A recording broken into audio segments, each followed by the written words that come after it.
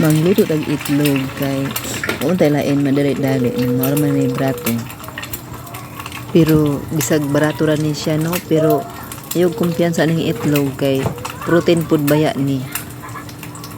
Kung mahal ang karning baka, karning baboy, isda, so the best way of laing protein mao gyud ang itlog jud padul ngano kay mao ra man yun siya affordable, pero di gyapon to siya pakaminuson kay protein man gyapon siya nya brato pag yun, di ba?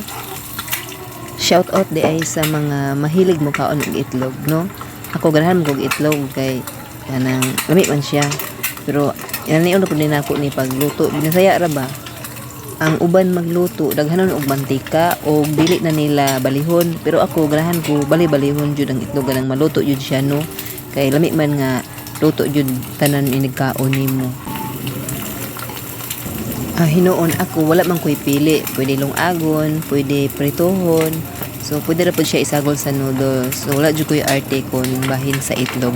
Kamo saan pud ninyo pag luto kung magluto mong itlog, saan po yung mga pamaagi ninyo kay ganahan pud mo tan-aw sa inyohang nilutuan ba aron na pud tay idea, di ba?